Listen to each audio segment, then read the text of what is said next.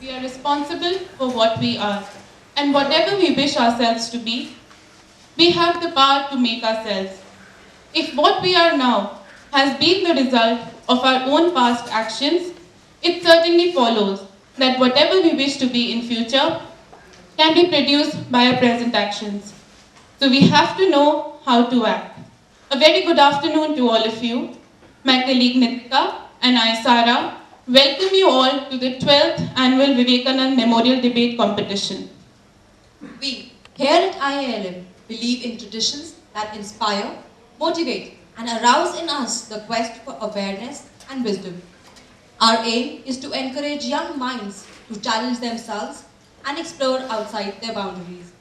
With this thought, I would like to introduce our esteemed judges. Our panel of jury today consists of Mr. Sandeep Khanna, Mr. Sandeep Dwivedi, and Mr. Rahul Sharma. Mr. Sandeep Khanna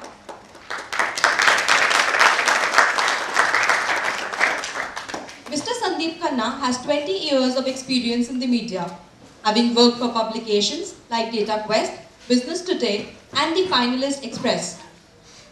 He was the part of founding team of Business Today, going on to become the deputy editor of the magazine, handling its corporate coverage. Currently, he is executive editor of Live Mint, managing Mint Online. He has also been an entrepreneur, setting up a web services company in 1999, which started off India's first comparison shopping information site, Tuple.com.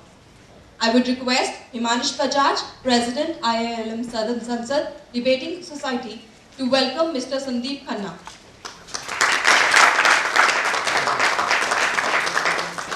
A warm welcome to you, sir. We also have with us Mr. Sandeep Dwivedi. Mr. Sandeep Dwivedi holds the prestigious position of Chief Commercial Officer at Interglobe Technology Quotient Private Limited. He has also played a strong role in working across verticals and adding value both from the finance as well as commercial standpoint. He brings with him over 20 years of varied experience in multiple fields such as consultancy, oil and gas, medical research, media, GDS, and travel space. Prior to this, Mr. Dwivedi has worked with Business Standard as Head of Finance, Accounts, and Administration. Mr. Dwivedi holds bachelor's degree in commerce from University of Rajasthan and is also a chartered accountant. I would request Himanish Bajaj to welcome sir.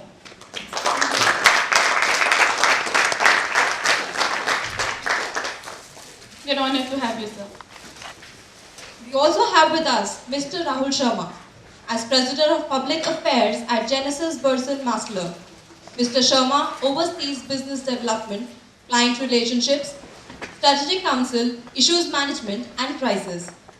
Bringing over 25 years of journalist experience, Mr. Sharma's previous roles include this time at Khalij Times in Dubai and Hindustan Times as editor in both these organizations.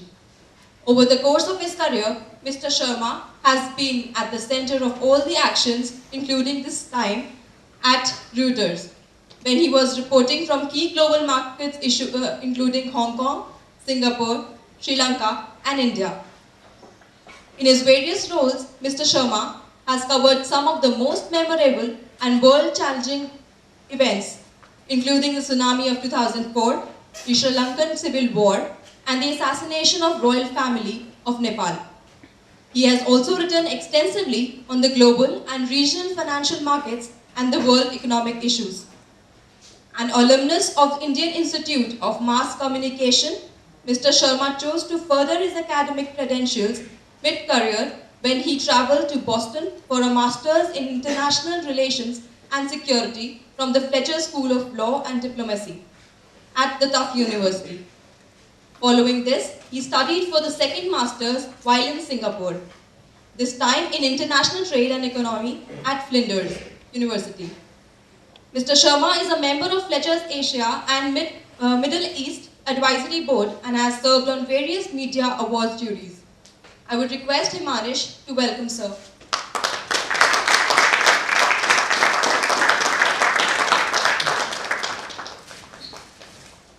pleasure to have you, sir, with us. Now, taking you through the BMD journey. There are 3 rounds in this debate. The first preliminary round was contested by 14 teams on the motion, social networking has done more harm to the society than good. From there, 8 teams moved to semi-finals, contesting on the motion, cash transfer of subsidies will help poor people effectively. After this tough war of words, we have before you the 4 finalists of 12th Annual Vivekananda Memorial Debate, fighting for this prestigious title. Can we have a round of applause for the finalists, please? I now request all the teams to introduce themselves and request the teams not to disclose the name of their institutes.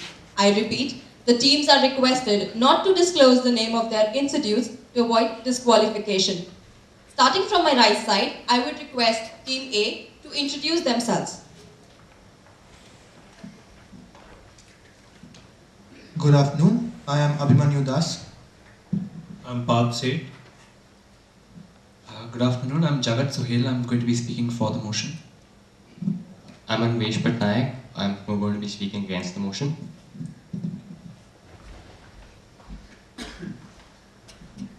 Good afternoon, everybody. I'm Naveen Trivedi. I'll be speaking for the motion. Good afternoon, I'm Vibhu Anand and I'll be speaking against the motion. Good afternoon, ladies and gentlemen. I'm Uday Singh Rana from Team D and I will be speaking for the motion. I am Udyalok Bangabash from Team D and I shall be speaking against the motion. Thank you, participants. Thank you, teams. Now, on the behalf of IILM, we welcome you all. The motion for the final round is, would the economy be better off without MBA students? With this, I open the finals of this debate. Now, before starting the debate, I would like to reiterate the rules and regulations of the debate for the advantage of all judges, participants, and audience. The rules for the debate are: total speaking time is 3 minutes per speaker. As soon as the bell starts, your time starts. A warning bell will be rung after 2 minutes, and a final bell on the completion of 3 minutes. I repeat, a warning bell will be rung after 2 minutes, and a final bell on the completion of 3 minutes. Refutation or interjection time is 3 minutes. Please note, no cross-questioning is allowed. I repeat, no cross-questioning is allowed. First 2 refutations from the participating teams and 1 from the judges or the audience is allowed. I appeal to our audience to kindly switch off their mobile phones. Thank you. Let's begin by calling upon our first team for the day, Team A. We have Mr. Abhimanyu Das speaking for the motion.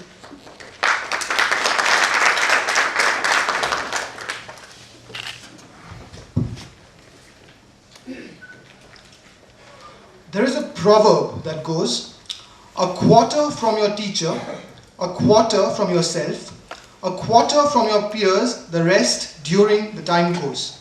For me, that is management education at its purest. Good afternoon. Today, I, an MBA student by the way, stand here to tell you that yes, the economy would be better off without MBA students. So the obvious question arises, why am I doing an MBA in the first place? It is because I inherently believe in the concept of an MBA, yes, but I also believe that the current system of MBA education currently offered to us MBA students is flawed. My opening quote should tell you how I believe a degree in management should be structured. That is, by gaining experience from those around you and by learning from the course itself. However, echoing Henry Mintzberg, author of Managers Not MBAs, I say that the sad fact is that existing MBA programs aren't doing enough to inculcate the desired management qualities in the managers they produce, leading to the adverse effects on the economy that we are currently talking about. Management is predominantly a practice, not a science. It is a craft rooted in experience. That is the way it should be absorbed, but sadly, that is the way that it is just not. I also believe that when you first glance at the topic, you may believe that it is talking about whether or not an MBA student is doing harm to the society. I disagree. It is not a question of elitism versus populism. It is not a question of the rich 1% managing the poorer 99% at all. Instead, one should interpret the question as comparing a current day MBA with the product of an entirely different kind of management education altogether, one that we currently lack. So why am I against the present system? Well, we all hear about how big bad Wall Street has ruined the world economy, right? I believe that is a result of the management education that they are the products of. What do they believe in? They believe in a disconnect of leadership from the practice of management, that is, a zero accountability, an obsession with shareholder value over and above relationship value, obscenities of CEO compensation levels, the destructiveness of downsizing and the drop of a unit of share price, and finally, the reduction of human beings to merely human resources. Finally, I leave you to consider the following fact. The topic at hand was in fact the subject of a recent online poll conducted by The Economist, where the majority agreed to the proposition that yes, the economy would be better off without MBA students. I am an MBA student and I am also part of that majority because having gone through the rigors of an MBA education, I actually know how flawed and how potentially damaging it really is. I rest my case. Thank you. Taken 3 minutes and 4 seconds.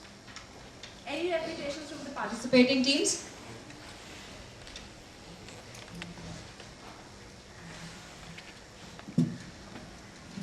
Sir, I believe you talked, well, I'm Anvesh from Team D, I'd like to say that first. Sir, I believe you talked about the degradation from people, simple human resources. Well, that was what you said. Now, the way the motion is framed, do you not realize that from an economic perspective, we really need to see that how the human resource in the human actually tends to benefit the economy rather than what they are in value as humans. Would you please like to comment on that? Thank you for your question firstly. Are you saying that we forget that a human being is firstly a human being and simply use him as a resource? Is that your question? Because that's what I get from your question. Of course, people are to be used for the value that they provide to an organization, or more importantly, the value that they provide to the society. But we must not forget that they are human beings. You're talking about economics. I'm also a student of economics, by the way. I think that economics is not simply about maximizing profit. Economics is about maximizing the benefits that you can accord to human capital, maximizing the benefits that can be accorded to society as a whole. That is why I believe that my point is sustainable. Any further refutation?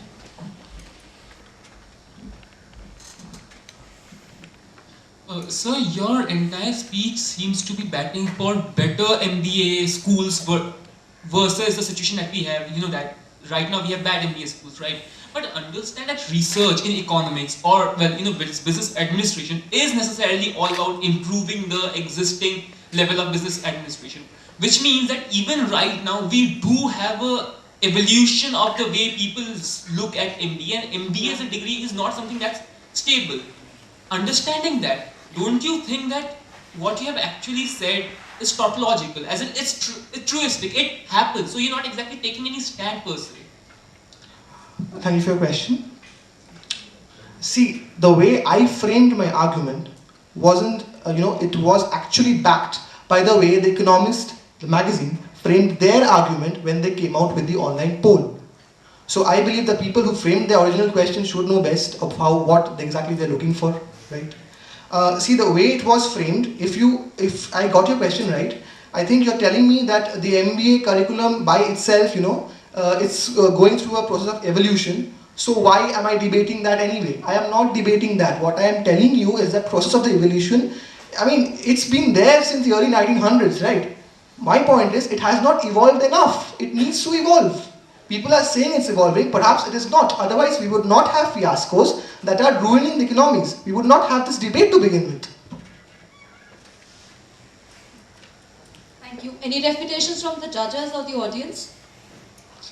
Tell me one thing that you would introduce into the current MBA education to make it better. Sir, referring to my speech, I actually quoted Henry Mintzberg when I said that it is a craft rooted in experience. That's the way it should be absorbed, right? Currently, if you look at the MBA education in India, the way the entrance tests are conducted, correct? People do not look for experience as much as they should. People simply think of management as a science. They think it can be taught in classrooms. What I think needs to be brought forward, what needs to be inculcated is, one, you go for people who have had experience in life in dealing with managerial problems, because they are in the best position to understand that science or whatever you're trying to teach them, number one. And secondly, the course itself needs to be a much more hands-on approach than a textbook approach, which most management schools, by the way, espouse in India currently. Thank you, Mr. Das.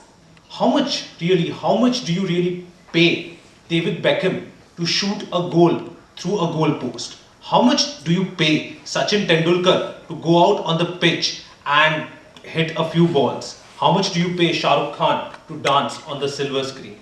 Now, how about a guy who creates jobs, who adds shareholder value, who takes the economy forward? How much don't you think he is justified to he's justified to a good salary? With this quotation, I would like to open my argument that MBA students are currently not damaging the economy. Point number one, look at the kind of wealth most managers have created. That substantiates my argument that MBA students as a whole are more wealth creators than wealth destroyers. Second example, look at the, if MBA students did not create jobs, look at the examples of some of the worthies. You have the example of Indra Nooyi, who is, by the way, a double MBA from IIM Calcutta and Yale School of Management. Look at the kind of wealth she has created. In the Indian context, most of the corporate honchos that I know of have come from the hallowed portals of some of the top business schools. Do you think that they are destroying wealth? No. I think they are creating shareholder value, and for that they should be rightfully compensated. Peter Drucker once said, and I quote him rightly, by saying that management is the science of, you kept saying that management is an art and it's not. That management is an art and it is not a science per se. I disagree. Management, if it weren't a science, it wouldn't be taught in the top business schools. Look at the examples of some of, Wharton has been around for, say, the last 130 years. FMS has been around for 60 years. Harvard has been around for 80 years. If these institutions were not adding value to the economy, do you think they would still be around? Finally, I would like to round off my argument by stressing very importantly that we MBAs are now not just in corporate bodies. They are now entering the ranks of public administration. Some of the new generation of ministers that we have in the government, in the central government, in the state government, they have also come from business schools, and they too are adding to the well-being of the society. Thank you very much. Total time taken 2 minutes and 59 seconds. Any reputations from the participating teams? I'm Jagat Sohail from Team D, and so you just sort of gave this justification for why management schools are okay and why the MBA system is fine, because it's been around for a really long time and there must be a reason for why it's been around. First of all, don't you find this to be an extremely circular form of argument where you're kind of saying that it's been around, therefore it must be okay? The caste system lasted 2000 years, does that mean it's okay? Thank you very much for your question. That was the second premise of my argument. Some of the institutions which have stood the test of time are because of the strength that they have. However, before that I had also emphasized that products of these business schools create, Jack Welch categorically stated, they create shareholder value, they generate employment opportunities, and they they take economy to the next level altogether.